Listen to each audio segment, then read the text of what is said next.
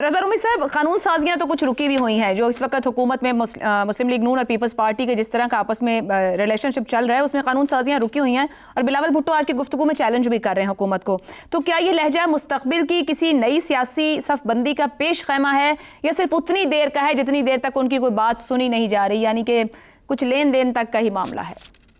नहीं, ये लेन देन से आगे अब ये सर्वाइवल का मामला है। आयशा, हमने पहले भी इस पर बात की है। मसला ये है कि पाकिस्तान पीपल्स पार्टी किसी तरह से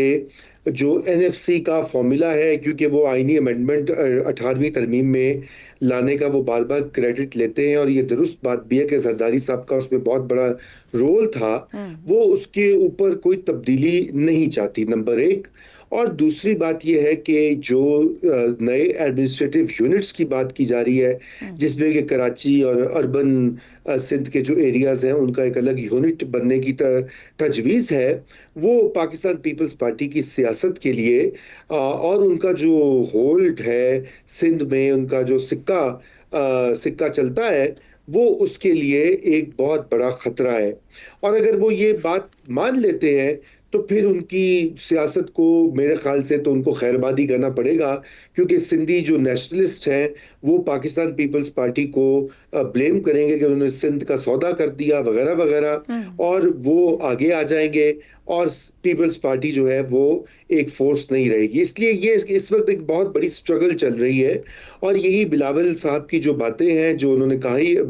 बयानात भी दिए हैं, ऑपोजिशन से मिलने का भी जो तरीका है, ये भी एक तरह से इसी चीज की तरफ निशानदही क्या आप समझ रहे हैं कि पीपल्स पार्टी को ऑपोजिशन बेंचेस पर आप आने वाले दिनों में जाता, आने वाले हफ्तों में जाता देखेंगे? देखिए पाकिस्तान पीपल्स पार्टी के अंदर भी तो दो मुख्तलिफ आरा है ना। जो डोमिनेंट है फैसला साजी, वो तो जरदारी साहब के हाथ में है और यकीनन वो नहीं, मैं देखता कि वो इस बात पे आसानी से मानेंगे। लेकिन ये कि पाकिस्तान पीपल्स पार्टी ने अगर सरवाइव करना है एज अ पॉलिटिकल फोर्स, तो उनको लोगों को दिखाना पड़ेगा कि हाँ, हमने लड़ाई की। जैसे आपको याद है कि कनाल्स जब का मसला हुआ था तो वहां भी पीपीपी ने अल्टीमेटली उसकी मुखालफत कर दी थी, शुरू में खुद ही उसकी हिमायत करके एक मीटिंग में, बाद में फिर उसकी मुखालफत कर ली थी पब्लिक प्रेशर के तहत। तो आखिरी जो बात मैं इसमें ऐड करना चाहता हूं वो कुछ इस तरह से है कि आयशा, ये अब मामला जो है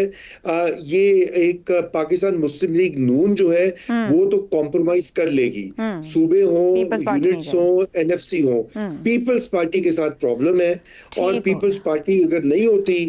इस पूरे गेम में, तो फिर ये आईनी तरामीम जो है खटाई में पड़ सकती है। दुरुस्त हो गया जी।